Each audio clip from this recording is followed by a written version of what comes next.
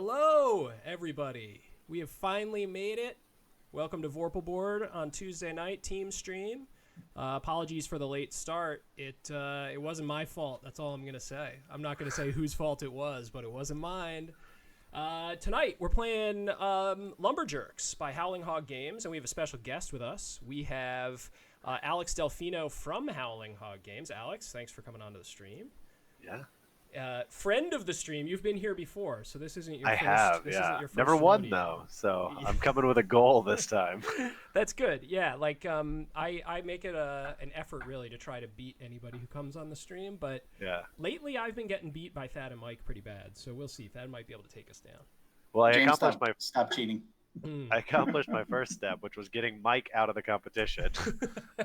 right, exactly right. We are missing a Mike Mady tonight. He was having just some connectivity issues, but he is in chat this evening, so he'll be in there talking trash about all of us, I'm sure. Okay, so this game that we're going to play tonight is currently live on Kickstarter. If you are interested in seeing the link to the Kickstarter itself, you can push pound link, ! link in the chat. I'll do it right now.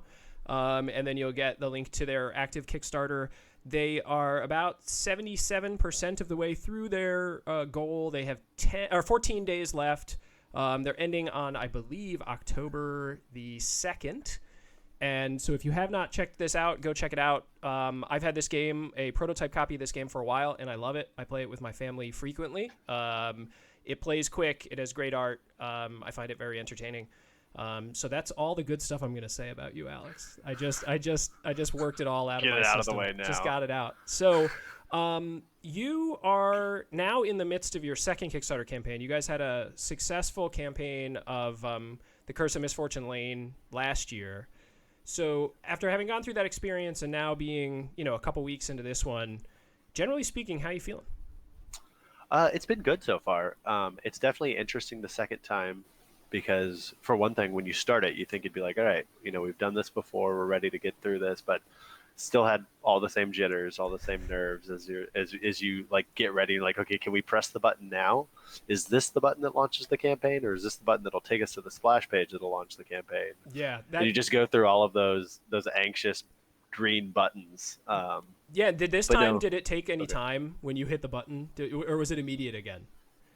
For folks who've never run a Kickstarter campaign before, there's this like get approval kind of process, and it's unclear if it's going to take a while. And then you click the button and you think, oh, maybe it'll be a week or maybe it'll be 5 minutes. And when we did it, it went instantaneously. It was the same for us because okay. I think they even tell you on there like this could take up to 7 days. Yeah. We're like, well, we got to do it out in time. This way we could, we've got to prepare for that. What if they come back and they don't approve it? And you click it and you're like, you're good. Yeah, obviously it must just do some checks. It probably checks the text of the campaign, maybe, and then probably profanity filters. Checks if you have other campaigns currently running or something, maybe. But yeah, I had the same anxiety, just like, oh no, is this going to be another week before we can actually launch, or what's the plan? So that's cool. So this time around, you guys are launching a game that you worked with the artist from Curse of Misfortune Lane on. Yes. And the design was one that you guys collaborated on, I believe. Is that kind of a different experience for you? Like, does it feel more, I don't want to say like transactional this time? Like this is kind of more of like a business thing than a creator thing for you? Well, in a lot of ways it certainly did, just because we worked with Dave for about a year on Misfortune. And obviously, in the beginning, there was plenty of transactional discussions, and occasionally he'd send us an invoice. But for the most part, it was just a year of discussing the vision for the art and changing stuff. And then we kind of sat down and it was like, okay, what about the game that you never made? We loved what we saw of Lumberjerks. We loved the concept. We're like, let's launch that. And he just kind of had the idea, both literally and figuratively shelved. And then it was like, all right, we'll write up a contract. So all of a sudden I had to get very legalistic for a little while, but Dave's great. He's been great. He's in Australia. And so I won't hold, the time difference against him in like some of our communications, but overall it's been it's been really good, and he's been really cooperative as we come to him and be like, hey, can we just completely change this part of the game? And he's like, no, that's kind of important. We'd like to keep that, and other things we did change. So that's cool. Yeah. So is this? I think I've asked you this in the past, but I'm going to ask you again. Is this? Hopefully, my answer stays the same. Yeah, we'll see. I'll go back and I'll check the tape afterwards. So your last game was kind of a similar card game, pretty quick playing. I'd say Lumberjerks is maybe even a little bit quicker than Curse of Misfortune Lane, depending on how many players you're playing with. Yes, I would agree. But it's I like it. I've got on record as liking. This is the box. This is a prototype copy, so all the legal stuff subject to change. But it's kind of like a small profile. And the final box will be smaller. Even it'll smaller. It'll be a little bit deeper, but a little bit more, I guess, stout. Okay, cool. Be good. And it's the type of thing where it comes with a tiny little rule book. Like I don't want to use the word like cute, but just the idea that it's a small game. It exudes kind of like easy to pick up and get a session going, which I personally like. I think it's great for families because you're not going to sit there and try to explain to a 7-year-old a long-winded set of instructions. You can get going kind of right away. Is that where you guys want to sort of take Howling Hog, or are you guys like, is this kind of your first couple forays into Kickstarter, and then you're kind of trying to blow one up after that? So I think the answer to that would be we're trying to blow one up after that. Cool. I think similar to you guys, these what I refer to are backpack games, and these backpack games aren't necessarily what we spend our gaming time on. I'd much rather play something a little bit grittier, a little bit deeper, something that won't be done in 30 minutes. And so these were a great first step, a little bit less involved, both mechanically and logistically on the Kickstarter, to kind of give our audience the assurance that we were serious, that we would fulfill our campaign promises and everything, to assure ourselves that we were serious before we undertook a massive process that we weren't equipped for. And so this way now, when our next project that we're taking those first steps now, I'm taking way more than Austin wants me to, because I just hit like a manic phase this past weekend, and I was like, this is the next game we're making, and I'm ready to make it. And I think on Saturday I sent him an Excel sheet with like 65 cards, like unique cards, different effects, and in the middle of this current Kickstarter, in the middle of our campaign yeah, exactly. that we are actively running. And I'm like, hey, I think, and he's like, I can't even look at this right now. I don't know what you want me to do with this. Yeah. But so this way, as we go into that, we have a relationship with a manufacturer, we have a relationship with a fulfillment service, we have 2 successful, hopefully campaigns worth of email addresses and customers who, again, hopefully have been satisfied with our communication and our products.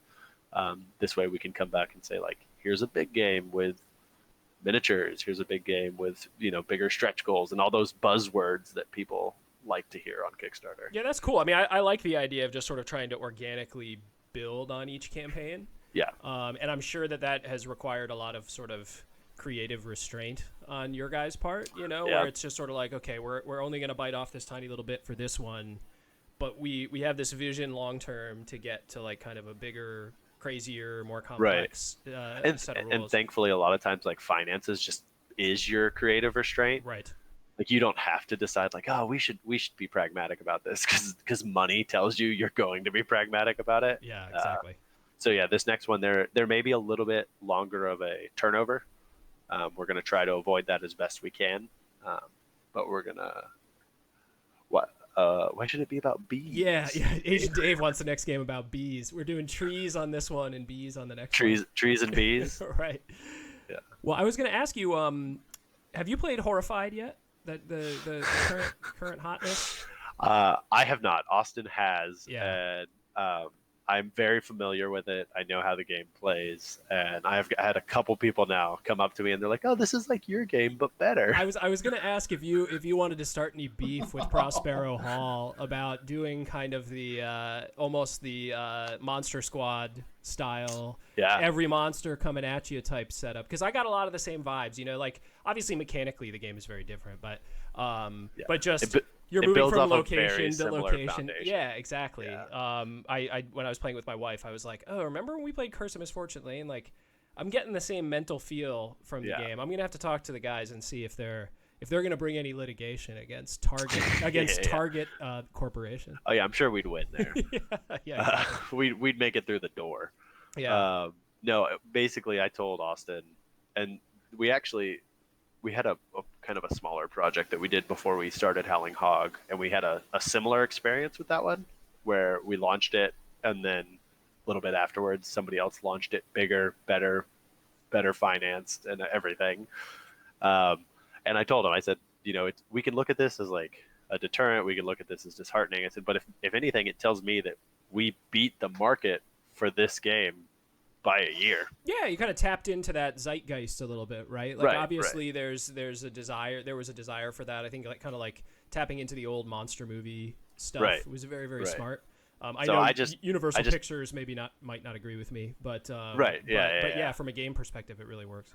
No, and I just tell myself that they saw our game on Kickstarter and then threw more money at it than we could afford. Yeah, that's fine. Like, maybe they did. I don't know. Maybe one day you'll see him at a show and say, "Hey." Yeah, they can shake my hand. Right. Yes. Exactly. Finally, we've met one of the guys from Howling Hog. Cool. So I think what we'll do is we'll jump in and we'll play, because we definitely have people here who probably are backers, and if not backers, hopefully they will be backers. So we're going to play a round of Lumberjerks. And the way, Agent Dave is a backer in the chat. Awesome. Thank you, Dave. So thank you, Dave. Super supporter of both the Vorpal Board stream and now Howling Hog Games. So that's great. Basically, the way this is going to work is it's a competitive game, and we are going to each be trying to cut down our own tree. And you can see there are 3 trees. Let's just say that the tree on the left is me, and the tree in the center is Alex, and the tree on the right is Thad. And we're each going to be rolling dice and playing cards in an attempt to be the first one to chop our whole tree down. One of the cool things about the board setup, as you can see, these are all individual cards. They're right here to the left of me, and I'm streaming the board to the guys in a web browser. The way that it works is when you chop the tree, you actually flip the cards over and you get a sort of a chopped version of the card. And as we work through, you'll chop all the way up to the top. And so you have this nice, very tall, almost like redwood style tree that gets all the way chopped through. Oh yeah, the guys want me to change the cameras. Hold on. See, they should have been on my stream, 'cause I've got it. Oh, you have it set up that way? Of course. Right. I had to swap it because I thought you were going to have Thad in the middle, so I had to swap it up a little bit. Okay, so we're gonna leave it like that. Hopefully people like that setup. I actually have you down at the bottom, Alex. I'll allow it. And then Thad over on the right hand side. So in chat, if you guys like that, let me know. Just to make it clear where everybody is. All right, cool. Alex, you'll just have to load up the 1d6. So in case you don't remember how to do that, you can click on the dice icon in the top left corner. That will open up the dice drawer. And then you can click add all to bag, which will add all the standard dice into your dice bag. And then just select 1d6 and set everything else to 0. And then you'll be able to, you can then close the dice drawer. And anytime you roll, you're going to see the results of the d6. Cool. Okay, so I will go first because I am the left-hand tree. And the first thing that we're going to do is I'm going to deal out 2 cards to everybody.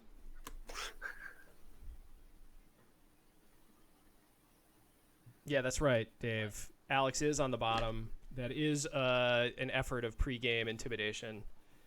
I just am getting people in. Everybody worked into the right psyche to lose. I appreciate it, Dave. Because like I said, this is my 3rd or 4th time on Vorpal, and I've never been successful. Maybe and I've made every game that I've played on here. Right. Yeah, we'll have to have you on for something that's not yours, just so it so you can not have the added stress of this way I can lose without pressure. Yeah. No, but what have you been playing lately, Alex? Does it matter who goes first? The the rule books will tell you that the person with the most plaid is supposed to go first. Like on or On. I Which don't I have think any. I have none. I have none. Thad, you got any on? I have plaid underwear. That's more than us. Okay, well then Thad's going Yeah, first. I got plaid underwear. All right, well, You need proof? No, thank Family you. show. Sorry. Although before we start, Agent Dave, no. I do have No, Dave. I have one more thing that we will do before we start. And Alex, you can actually do the honors. What I'm going to ask you is I want you to look at Thad's camera. Okay? Look at his video. Okay. Look behind where he's sitting. Oh, come on. There's a door back there. What can you tell me about that door, the trim around the door? Does it look finished? It does not. I see some white unpainted trim. That's we do that every time. So no, we'll get there. One of these days it's going to be finished and we're just going to all go crazy on stream. Thad, I'm sorry to take part in your cyberbullying. I know, it's brutal. Okay. All right, so Thad, you get to go first. So the first step that you're going to take is rolling a d6. And you got to roll 3+ to successfully chop down part of your tree. And then if you do happen to roll a 6, Okay. you get to chop down 2 parts of your tree. Are these two hear me? These ones down here at the bottom are you. Yep. Perfect. I have your kind of video down here. I'm over here on the left, and then Thad's over on the right. All right, ready? Yeah, let's do it. Oh, I came in and out of the session, so it didn't have the D6. Oh, okay. There we go. All right. All right, so you successfully 4. chopped down a tree. And then you get a new card. Yeah, Dave, it's a good... When can I play my actions at any time? No, on your turn. Once you draw, so you Okay. roll your die, you get 3 cards. Now you can. So make sure you pick those up, Thad. Yeah, I picked the other one up. And I can play 1 card at a time, right? You can play 1 card at a time. Okay, so I'm gonna play my beaver. Okay. So you're going to roll again? You see it, right? Yeah, this one right here. Yep. Okay, so we can delete that. And then... Nice. Ooh, so you got 2. All right, so Thad streaks out to a big I like lead playing the beaver. right out of the gate. Okay, so it will be Alex's turn. No, Oh. Oh. he gave me that die specifically. Yeah, I programmed it in before we started today, actually. Double tapping reveal like that. Yep. Perfect. All right, so And this is a grow card, and so what the grow card does is it's going to grow 1 back. And since there is no one other than Thad who has made any cutting, I assume that you're growing Thad.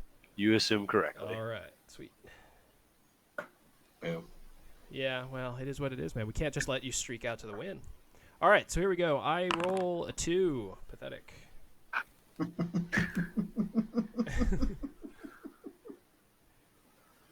Yeah, that's irritating.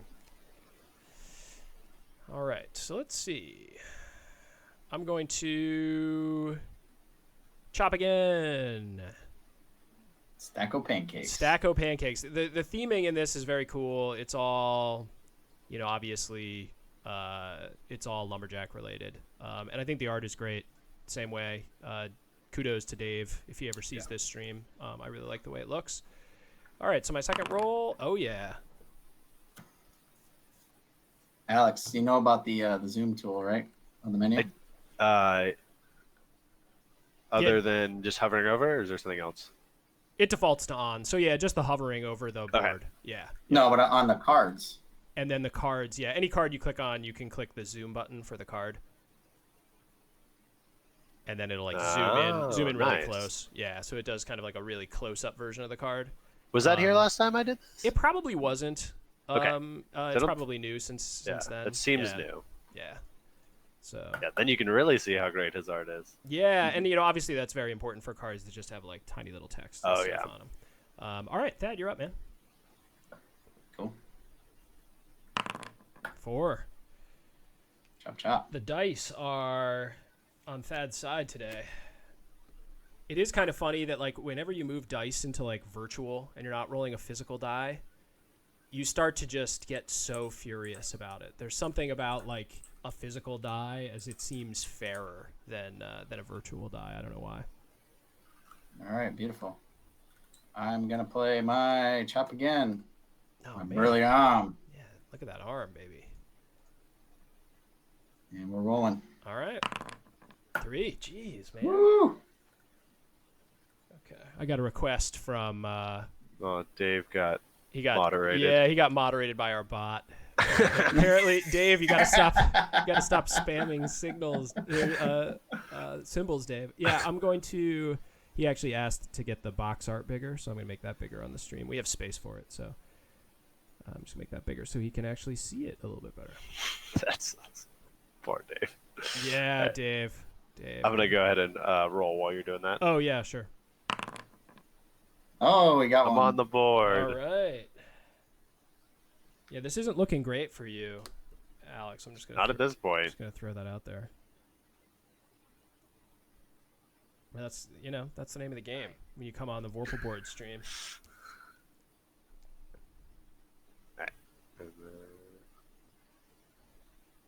We'll Chop also again. put a beaver, but to no effect. Yeah. Okay.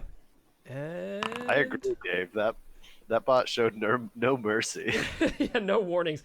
I That was like a Thanos snap on this chat.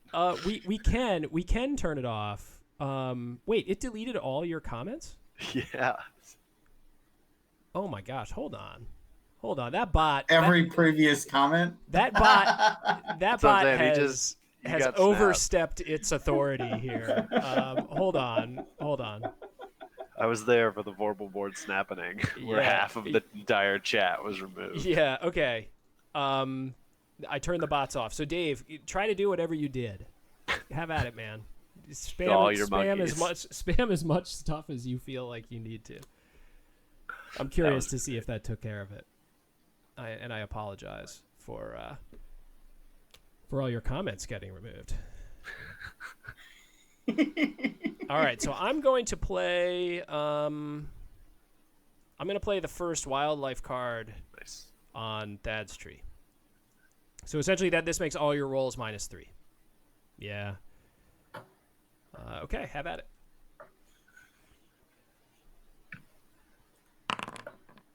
Oh my gosh. But he doesn't care. Doesn't care. All right, so here's how that works. So this wildlife card, you defeat it, but you don't get 2 because it get 1. It changes your 6 to a 3. Exactly. Yeah. So and for future reference, that you could have skipped your turn there, which I was expecting, but you just rolled through it. Just rolled right on through it. I love it. So That's one of those people that looks at the dice and be like, they've been rolling well. Therefore, they will continue rolling well.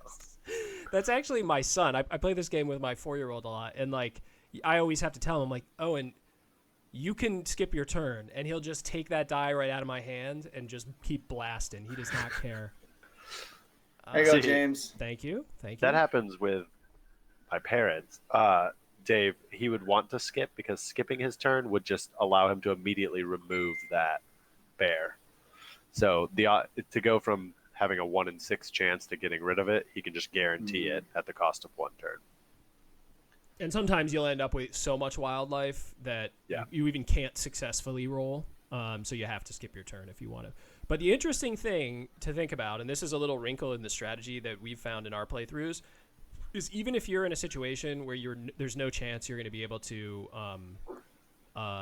chop, you still get to draw and play a card. So if you're in a situation where somebody else is about to win, you might want to just roll, even though you're not going to ever succeed, just to be able to play like a grow on them or put some wildlife on them, for example. And Dave, you need to roll whatever a success would be. So in the case of James right now, he needs to roll a 5 or a 6 because it's -2 to his roll. Thad needed to roll a 6 because he had a -3. And he got it. Yes. And I did. My second one. I think it's the camo. I think it's the camo hat. The camo hat and the plaid underwear. Yes, exactly. I'm built for this game. All right, so that is a non-success for Alex. Man, dude. You're the die are not. Alex, you got to get off the to stump, you. man. Yeah. Yeah. Yeah, that would be an incredible long con if I'd have just, built part of this system just so we could like have designers on and embarrass them while they're playing their games. I am going to play a card face down. Oh. Okay. Okay, so remind me of the mechanic of that again. So it's a jerk card, and the jerk cards are Okay. all unique. And they have special powers that get activated. They can get activated not on Alex's turn. So Okay. he can flip it over and screw one of us or make some changes to his tree or whatever. Some of them take wildlife out of his tree. Some of them move wildlife from his tree into other people's trees, etc. There's a whole bunch of them with different effects. Yeah. Okay, so I'm actually gonna. Ouch. We're gonna move this one up a little bit, Alex. Just Okay. Yeah, you can put it wherever you. I don't know where my face is on your stream. Yeah, that is one thing we talk about a lot on the stream. The positions of the cameras currently right now are not shared between all clients. All the cards and boards are and stuff, but the debate still rages on as to if we're going to share them or not. We think we're going to and just sync everything up because there are a lot of instances where like people put cards behind cameras and you don't notice, and then it's just irritating. So I definitely see both sides of it. Yeah, like exactly. I like the way I have my cameras right now, and you probably like the way you have your cameras right now. Yeah, exactly. So that is kind of the tricky thing. Yeah, and Dave's right. Hiding cards is an interesting strat. It's funny that you bring that up, Dave. I was playing this with somebody, and he was asking me about how it worked. And we were chatting away, and he's like, oh, so if I pan away from where you're looking, and I just, like, do some stuff, can you see it? And I'm like, well, not if I don't pan over there and look at it. And I panned over, and he had made, like, 700 copies of the same card over there while we were talking. He was just like copying cards. So I got over there and there was just like a massive pile of cards, and he's like, yeah, I've been busy over here. But yeah, I mean, you could theoretically cheat in Vorpal Board, but you can cheat in real life too. So yeah. Okay, so it's my turn. I'm gonna roll the dice and get a 5. So I cleared it out, Thad. We just did it to each other, so that's pretty good. And then I'm gonna draw a card.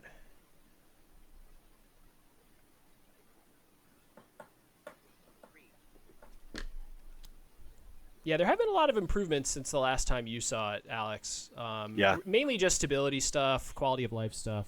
That's awesome. But yeah, some good stuff happening. All right, so I'm going to grow Thad's tree. Have you guys declared any official next steps for Vorpal Board?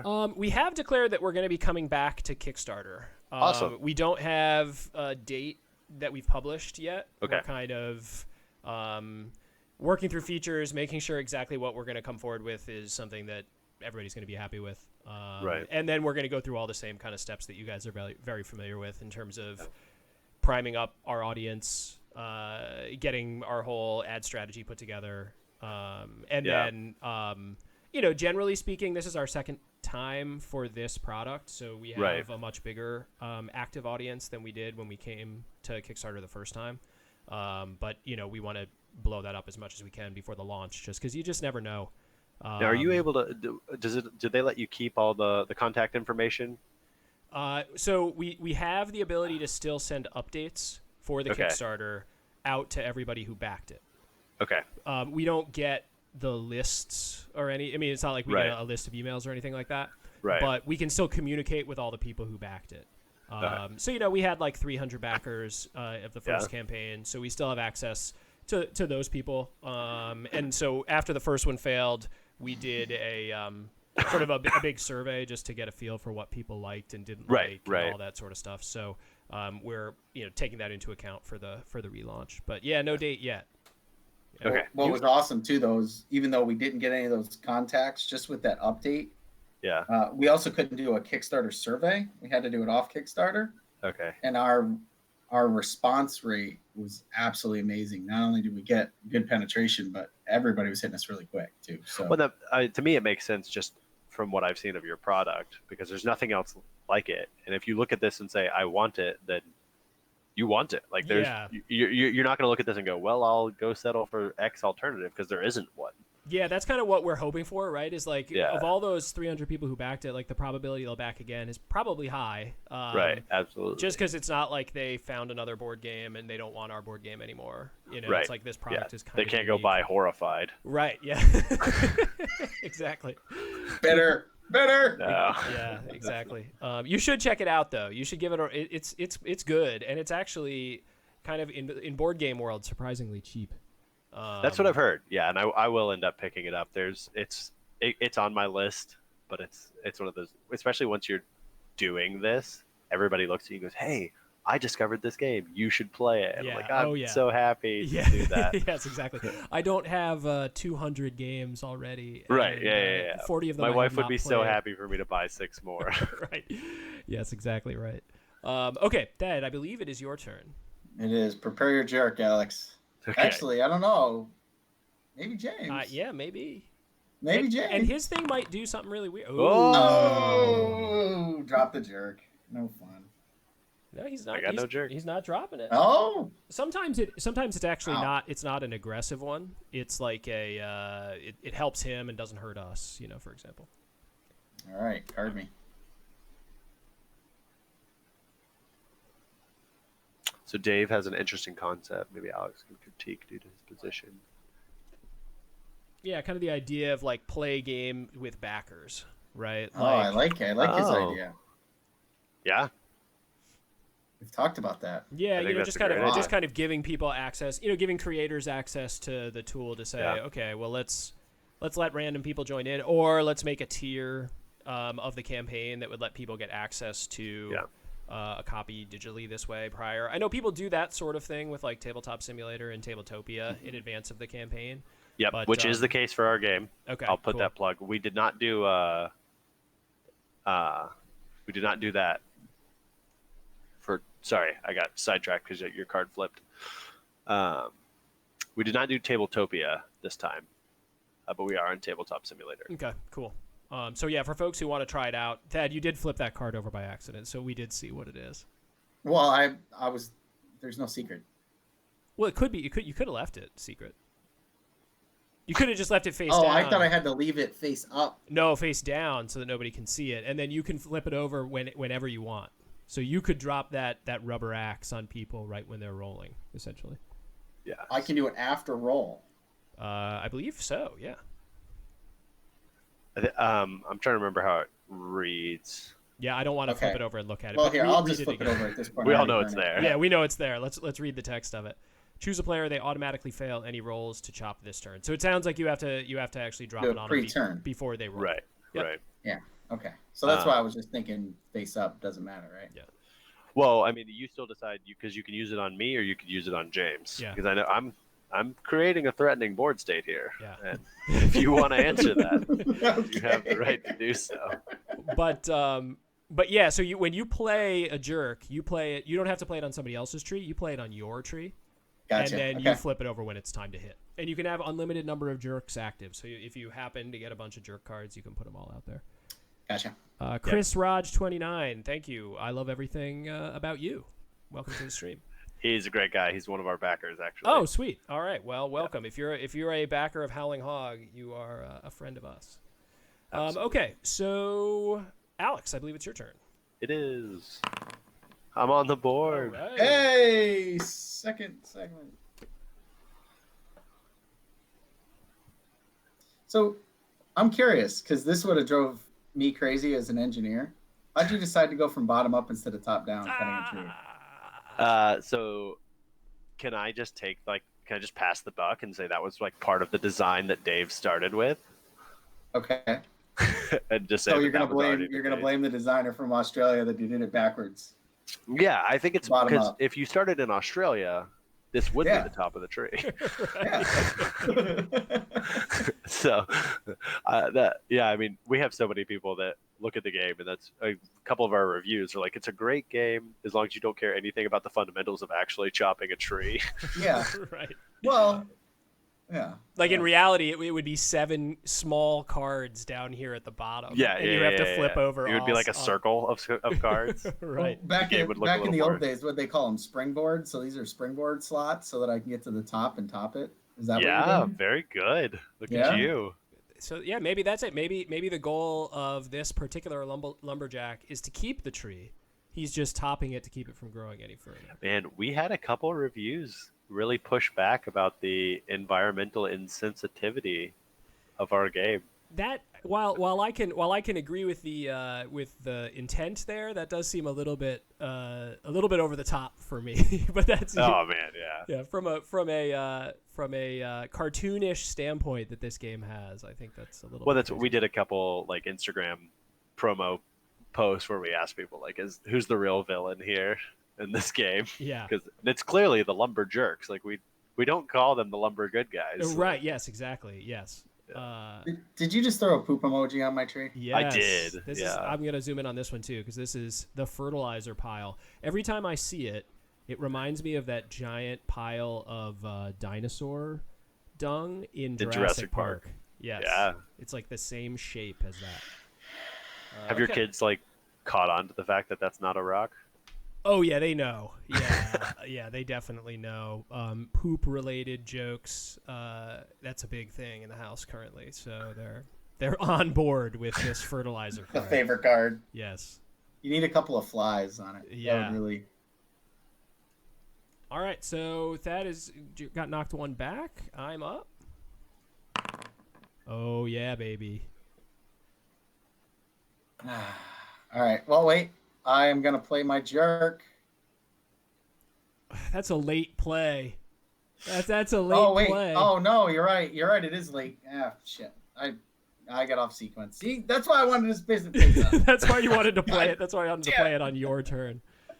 Okay, so this is I'm in a pretty good position because I'm only one away here, folks, and I'm going to play The chop again. the chop again, the chainsaw chop again. So Okay, so hold on.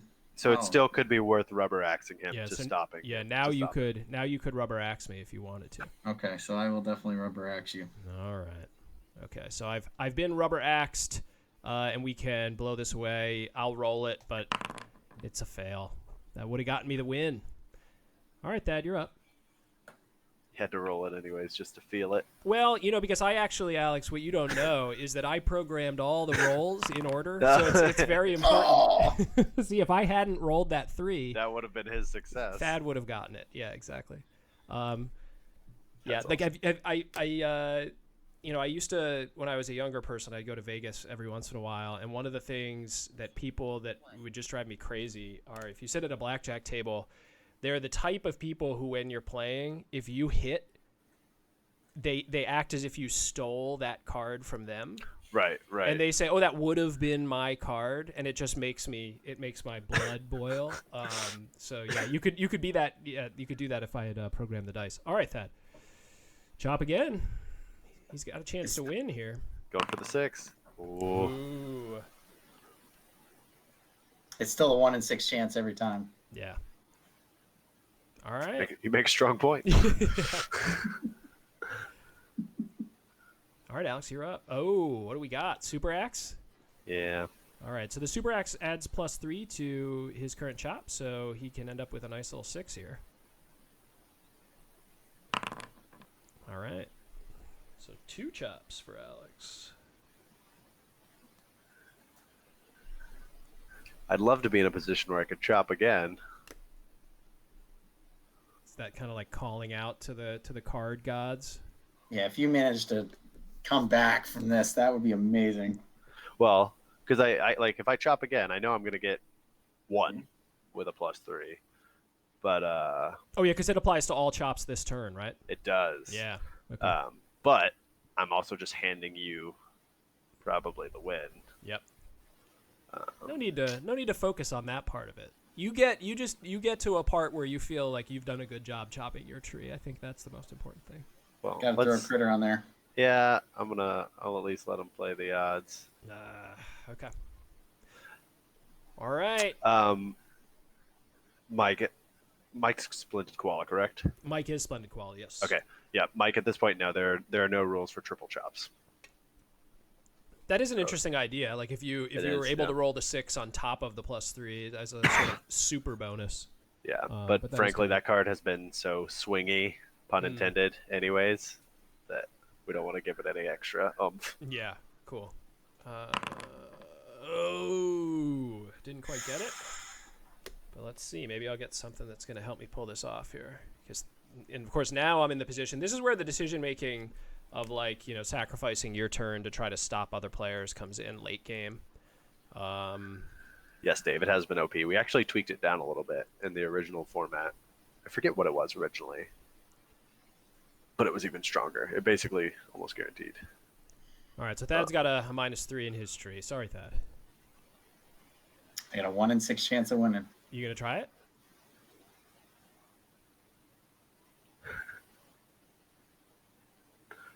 So you can see the numbers. Your -2 around. stays, correct, James? What did you say? I know. Yeah, this simple game just got complicated. Thad is that GIF of the woman with all the numbers floating in her head. I always overanalyze. All right, I'm gonna turn. You're gonna skip the turn. All right, so go ahead and delete that. All right, Alex. Alex is gonna swoop in and get this win. It's a good start. All right. Oh my gosh, he can do this. He can. He could get a chop again and roll a 6. I believe that's actually how I won the last time we played, Alex. It was me, you, and Austin, and it was a late 6. Yeah. Did you start with 2? Okay, listen. When everybody else had 6. I don't think I was that far behind. We don't need this kind of hostility. Right. Chop again. I honestly only played this card because it was a new art. I mean, I could have done something a little bit more defensive, but I had to do it because we hadn't seen the flannel. Got to get that flannel out there. I love it. Greed is not always good. Oh, okay. 1. All right, so I'm going for it. God. Pathetic. It's just like absolutely pathetic. Oh man. No, there were no bets before the stream, Dave.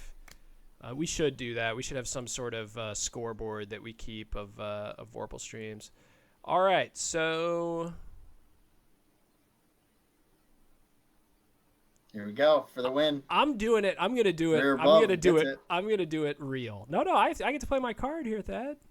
You just hold your horses over there. Oh, that's right. All right. Oh man, you're gonna leave. I'm gonna give Thad the win if I don't get this. If you want to show up and be big time in Lumberjerks, you got to do it, right? Here we go. Oh. All right. Pathetic. That's what you get. All right, Thad. Hello. I don't know. I get a 50-50 chance of winning here. Yeah. Assuming you don't have a chop again. Right. Yeah. Then you're. We're off to a good start. Okay. All right, give me my card. Oh, God. That would be so good if he doesn't have a chop again. This is gonna be so good. Makes me laugh. Oh, that's interesting. It's a twist. It's twisty. I do like now we know he got a jerk card. Yeah, absolutely. You know, like oh, that's interesting. Like it's just a chop again. Or could have gotten a hippie. Yeah, hippie. I don't think he had seen a hippie. We got to remember if we or it's boop. Boo. I want to play the girl on James. Uh-oh. Good for you. Okay, but see, Alex is It's not what we wanted. No. All right. No. So you got to roll a 6 if you get the chop again. Yeah. But I'd really like to get a hippie.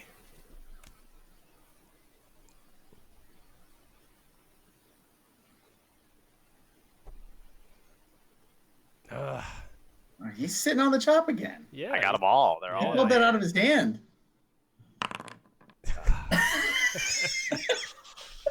can't even get at the same point as you. I mean, all the three of us, we've just been rolling like 1s and 2s every time. I'm still going, baby. I am rolling. Here we go.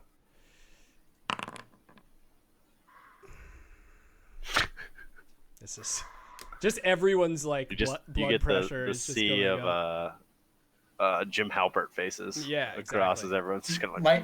Mike doesn't have real-time access to the dice algorithm. No, he does not. he does not. That would be awesome. Big access. All right, so I'm gonna put some wildlife in Thad's tree. Okay. I will go for it. It's just nothing but 2s. We're in some sort of infinite loop. I love it. Nothing but 2s. Alex is just gonna blow it out with a 6. Trying to sneak through right here. Yeah, and just now's the time, Thad, to block him up a little bit, I think. Ooh. That's nasty. That's nasty. Just the commentary. I love it. I love it. That's nasty. All right, so you're gonna play it? Whatever it is nasty.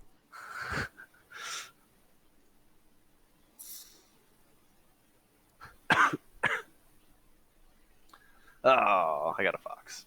Okay. So, actually, is everybody sitting on? I'm We've all here, got right? -2. Yeah. Alex and I are at 5. You're at 6. Yeah. So actually, it's probably good to do it that way. Oh yeah, right? that's smart. Just so we can see how much we have left. Okay. In another world. Yeah, That you was would a have good been roll. right there. Yep. I just wanted cards. So Dave, hippies, when you put a hippie in a tree, it will make it so if anybody plays a grow on that tree, it impacts for 2 grows instead of just 1. If anybody plays one of these, You're right. All right. So you're going to go back, Thad? You growing me back? Yep. This is good. Okay. We're all tied with -2s across the board. This is how it should be. Mano a mano. I do like, to your point, Alex, who's the villains in this game? When you look at like the wildlife, they are all like the happiest. Oh yeah. I love These the are not- wildlife. They are. These are not. It's not. What was it? Oh gosh, South Park, like the Woodland Critter Christmas. Right. These are not malicious animals. No, Like, they are loving it.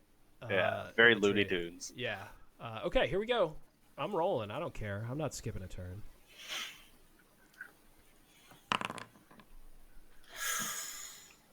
Okay, so that's 1, and he kills the wildlife, right? Correct. Or he removes the wildlife. Yeah, It's- Alright. chase it out of the tree. We were just talking, Thad, about not killing the wildlife. Oh, you better not get a roll again.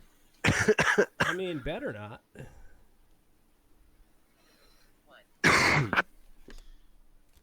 Let's see what I got. Okay. Wait, I have one question before you decide. Okay. Before, if you go to roll again, I have a pause. Or If you, oh wait, if, no, never mind. So if you don't have Never mind. if you don't have a jerk out, you You're right, can't. never you mind. can't flip it. Yep. Yep. Okay, so I'm just gonna grow Thad. Jerk. So to answer, Chris, yeah, exactly, Mike. When you're 4, you're like, oh, there's the right play. Then there's what I'm gonna do. But yes, Chris, in a previous version of the game, the hippie forced you to roll a 6, and you could not. And in its first edition, you could not get rid of the hippie by skipping or anything. He was just there, and you had to roll a 6. Kind of found that it was a feel bad mechanic though for a lot of people. Okay. Roll. This is good. Thad's fortunes have changed. I'm going down. Yeah, it's not. It's all right, James. I have some love coming for you. Don't worry. So the nasty card. Are you gonna bring out that nasty card that we've heard so much about earlier?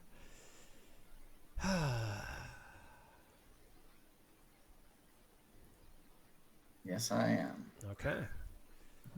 All right, Alex. What do you got? Nobody is skipping turns. I love it. Everybody's absolutely not. Everyone's just guns blazing. We're all gonna mock your 4-year-old child for his refusal to skip Right. turns, and then none of us are gonna do it. Correct. Well, So close. Yeah, you guys better do something to stop me. Thad's gonna drop some hammer All on me right. in a second, though. It's not my turn yet. Hold on. so Let know. me play a I card. know. I can help a I little know. bit here. All right. Get Nancy. Well, I don't want to miss it again. I missed it the last time. It almost cost me. Well, I can make it a little trickier for you. All right. All right, I'm gonna. So you should. So Thad, you would have the option to at least wait until he decides whether or not he's skipping his turn. Yeah, Okay. yeah. You can wait until you find out what I'm up to, I guess, and then you can interrupt me. I'm going to skip my turn. All right. I'm still gonna do it. I'm gonna get rid of this moose. All right, what are you doing? Are you moving it? Oh, early spring. Ah. Yeah. All right. So I grow back 3 chopped cards. It's the last place. Yep. So last place. Alex is sweating. I love it. How did that happen? Awful. James and I were both on 6. Oh. And you were on 2. Yep. Yes. All right, Dad. Are you gonna skip or are you gonna go for it? I'm totally going. Roll the dice. Ah. That warms my heart. Mike, I would say this game can only end in a draw if you just admit defeat and walk away. So as long as I am at this table, no, this game cannot end in a draw. Like it can end in a Monopoly draw, right, like one of those ones We're where all it's just sad. like, We're all tired. We're going home. Yeah, that's your card. Yeah. Oh, I'm sorry. That's okay. Did you steal it? I did. I apologize. He did, but that's You can okay. steal it back. That you can just do the. I already pickup on did. it. Okay. That's right. Yes.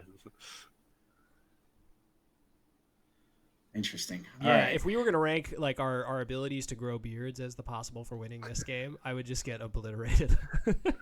I'm waiting for second puberty. I'm gonna hit it maybe when I turn 40.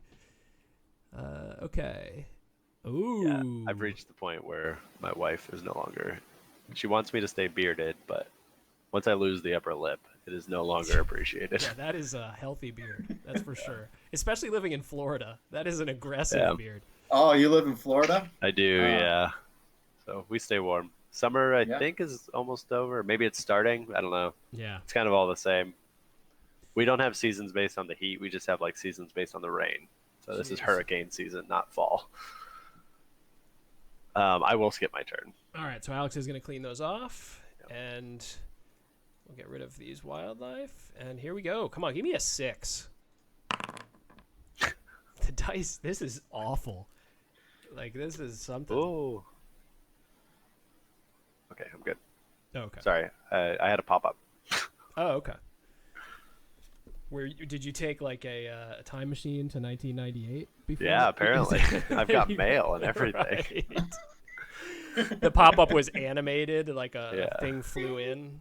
Okay, so I'm going to put this beautiful young lady. There she is. In Alex's tree.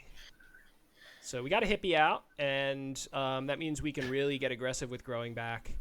Alex, so there's a picture of the hippie. And now it's Thad's turn. Rolling. Oh, he finally did it. Get off. All right, so you're in position if you get a chop again for the win here, Thad. No pressure. But it's so tempting to grow somebody with a hippie on it. I know, yeah. Like I wish I had gotten that hippie earlier. It's just I haven't had a good opportunity to play it. Everybody who's watching my side of the game in the stream is probably like, why is he not playing this hippie? But I didn't find a good moment for it. Yeah, there it is. Yeah, there we go. All right, so first hippie effect. That's great. All right, so we can move the hippie down here. There we go. I love at this point because if I roll a 6, then I get to move the hippie and immediately play off of it. So that's when it like makes for fun plays to me. So I can immediately capitalize on it. Oh, and it was close. Yeah, it was close. So you do get the credit for it, but you don't get to move the hippie. Yeah, hippie stays. Now I just have to hope to draw some repellent. Yep. How many repellents are in the final version of the game? I think I only have one in this version. And we talked about upping it, but I think we did leave it at 1. Okay. If the hippie had been a restrictive effect that actually stopped you from chopping, Right. it would have been it would have been something that we upped that number. But since it doesn't actually, I just zoomed in on the hippie card. That's hilarious. Yeah, isn't it great? Yeah, it's really good. Yeah, we got to. So the same reviews that were critiquing our environmental insensitivity.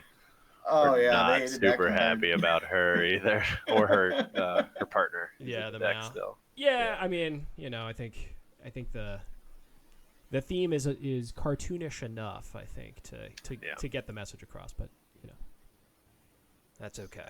All right, so Thad, you got a deer in your tree, buddy. That's not good news if you have a deer in your tree. Well, that isn't good. All right, here we go. Yes. Oh. Well, so Dave, we talked about those wedges that you climb up. That's how the deer got up there. Yeah, climbing up there just like the lumberjacks. The stupid lumberjacks, just are somehow cutting paths for the animals to climb into the tree. Yeah. If you get double 6s and win this, James, that's just evil. Some would say evil, other would say clutch. Serendipitous. Asinility. Let's see. Da, da, da, da, da, da, da, da, da. We got a chance. All right, back up to 6. All right, Dad. So this is a position where you might not want to skip just so you can play something on me. That's the kind of thing I was talking about earlier. All right, I'm rolling. So that's a -2. I think maybe that should, count somehow really bad for Thad. Just holds on to it. It affects your next score. Yeah, you have to bank your negative points. My family's finally got me to succumb to the fantasy football fever. That's never been something I've truly cared about. I've never been much of a football person in general, and so they got me into it. In the first week, obviously, of course, I to get me hooked, I just blow everybody out of the water. I get 180 points, and 70 of them aren't necessary. But that was immediately when I contacted. I was like, "So can I store these for later? Can I save these for next week?" But, are these rollover minutes? Yeah, absolutely. I'm gonna go on. On my famous fantasy football rant Awesome. for a second. It was the literal best decision I think of my life to stop playing fantasy football. And the reason I found myself listening to an Oakland Raiders San Diego Chargers game while I was mowing the lawn via some sort of online stream because I had a third tier, wide receiver on Oakland. And I was like, what the hell is wrong with my life and my brain? And I said, I got to get out of here. So I quit, and I've never looked back. It has made my life so much better. So welcome to fantasy football, Alex. I hope that it serves you as well as it served me. Yeah, I'm going to see how long it could go with never watching a game. Right. All right, Thad, what did you roll? Sorry. Or was that Alex's roll? That was Alex. It was a 5. 5. All right. You got me all worked up about fantasy football. I agree. Board games are a much better use of time. Yes. It is freeing because my Sundays used to be just ruined because I was just angry all the time because I'd be like, oh, I started the wrong tight end or whatever stupidity. Yeah, kind of ruined football for me too. Yeah, you actually start rooting for the teams you don't like just so their quarterback gets points, so. Ah, man. Yeah. All right. Got to go for it. There's that 2 again. This is wild, man. This is actually on the long side. You've probably played just tons and tons of rounds of this, Alex. This is on the long side, I feel like. Oh, no. This is definitely one of the longer games I've ever seen. Because usually it does get to somebody gets right here and they roll a 6. Yeah. I'm going to skip. Gosh, dang it. All right, Dad. So skipping is completely skipping, right? Yeah. Yes. Okay.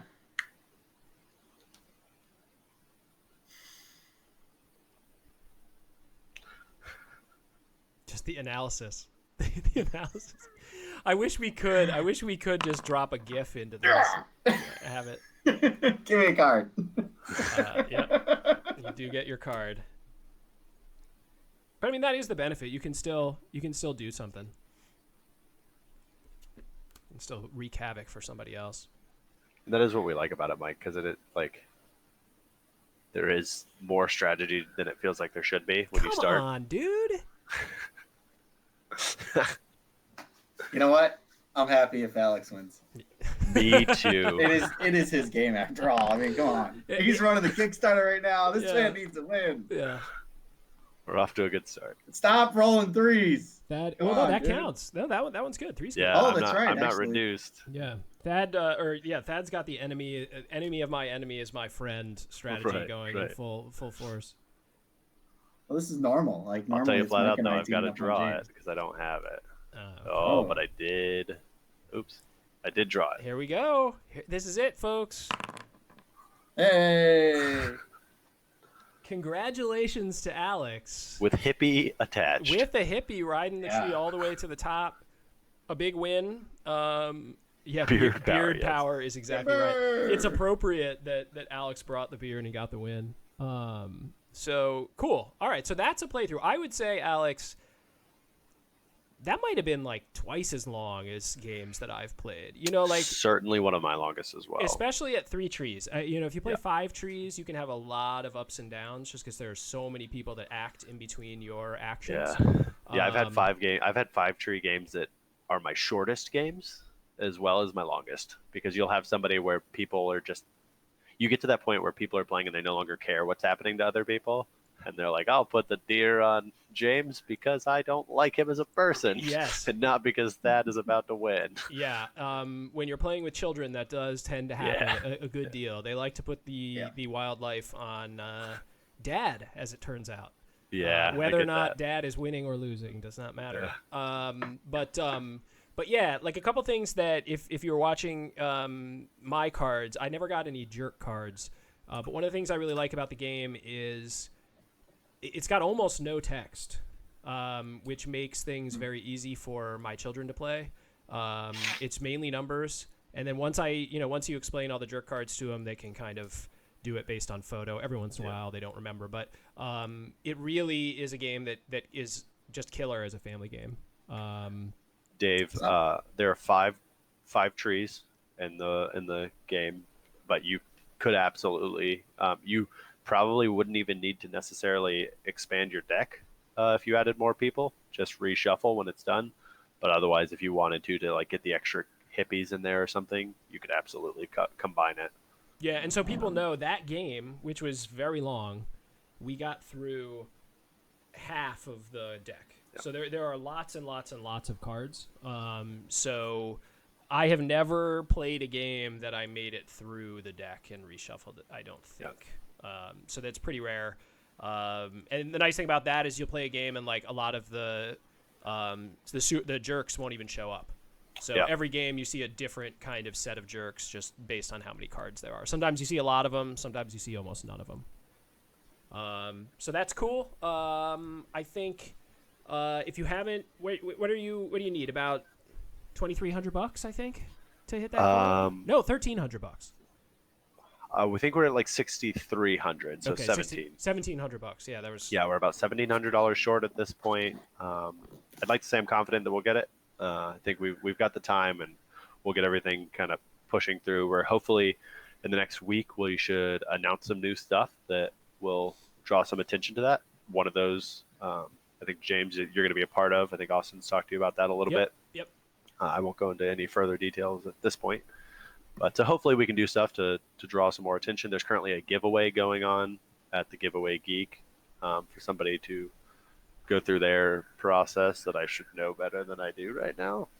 But that's because, like I said, I went on a manic train this weekend and lost track of like sunlight and time and started working on new projects. So right. But that's good. We just got to get this one hammered out. Yeah. And then free up Howling Hog to develop the the Opus game, right? Yeah. Like alternate between some of the smaller, large, kind of bounce back and forth between some large projects and small projects. I think that's a smart way to. I think it's a smart way to do it, and hopefully it works out for you. Yeah, I think it keeps us honest, and then coming into the next one, it was one of those things where it's like, I mean, don't get me wrong, I love Lumberjerks. It's a great game. I think it does an excellent job at what it is.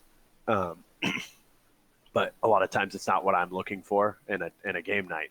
So I'm excited to take our next stab at that bigger game that, my wife rolls her eyes every time I pull out. No, I'm definitely excited to see it because I do like your guys' sort of thought process around your games. Every time I play them with you, I realize that there's a lot more thought that has gone into some of the decisions than I anticipated. Oh man, you and Austin are already talking about probabilities of everything like right out of the bat, and we gotta play this way because we've already seen these 3 cards, so that means that I can get more aggressive, like that sort of stuff. When I was playing Misfortune with you guys, I was kind of surprised because the gameplay itself I didn't realize it when I was playing it myself, which is like the magic of board games, right? That you don't actually see the underlying details, but. No, and that's something that I think we got lost in that a little bit in Misfortune. We went a little too deep in some of that because we got to the point where it's like, okay, there's every number in that game meant something to us. It's all based on 7s and 13s to match the luck, and every single piece of it. If you want to find it, there's an Easter egg in all of it, which was great for us as designers because it kept us motivated and excited and made it fun. But I think there were points in which the gameplay suffered a little because of that. So Lumberjerks was a good opportunity for us to have somebody else in there with a design started to where it kept us honest, kept us true to the vision of what we needed to actually accomplish, was first and foremost make a good game. Yeah, that's cool. I mean, but that's a learning experience too, right? Absolutely. Mean, every project you're gonna take something with you, which is good.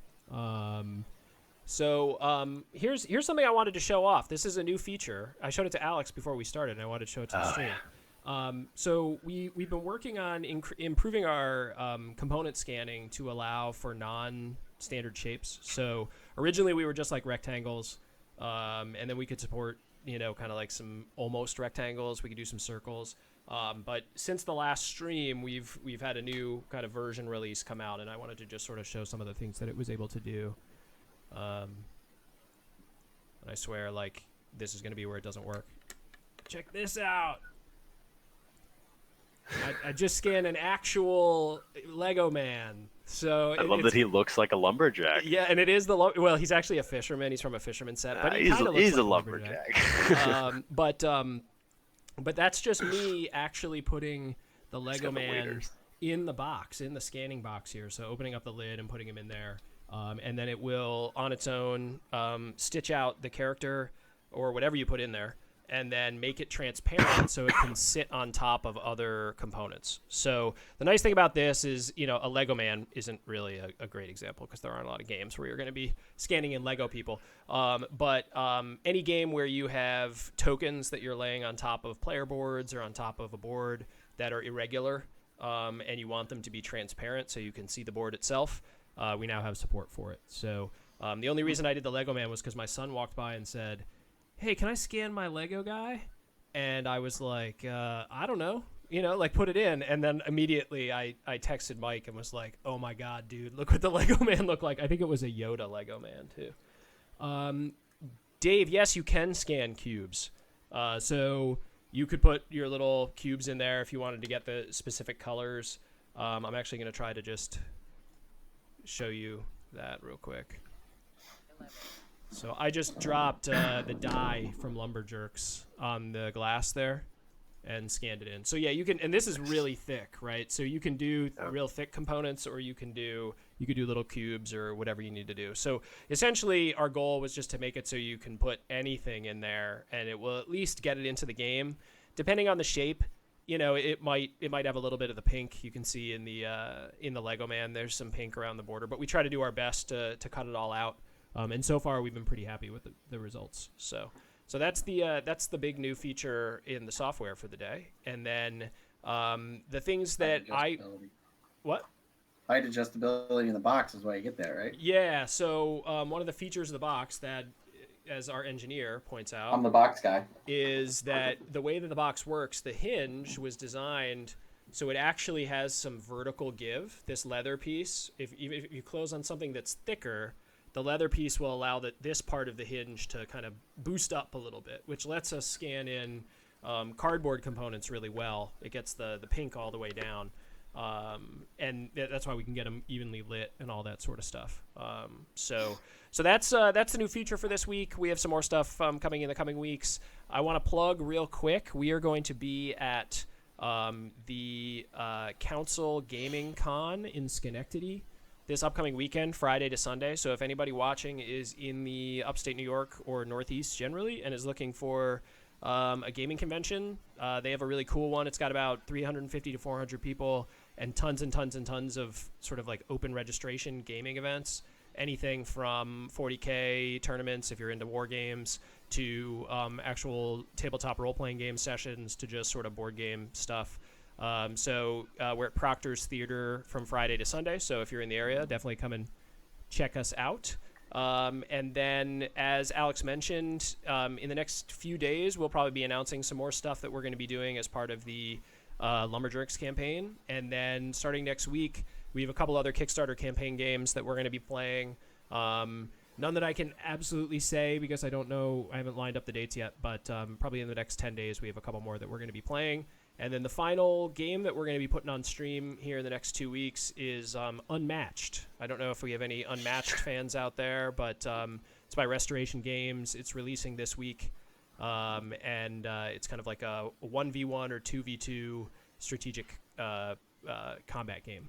So that's kind of my plugs for the stream. Alex, do you have anything else that you want to sort of say about the campaign, or have you gotten everything out? Nope, I think I'm good. Just go check it out. You know, and if you have any thoughts, feel free to message us on any of our social media. We'd love to talk to you about it. Cool, and it's $16. Yes, the other thing great that, price at this point, and that price gets stupidly great if you buy it in bulk.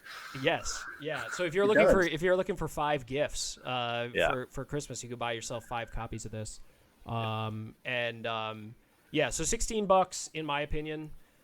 I'm going to come on the record and say I do not know anything about how the cost of what this makes, but the quality of the components and art and gameplay, like $16 to me seems like an absolute steal.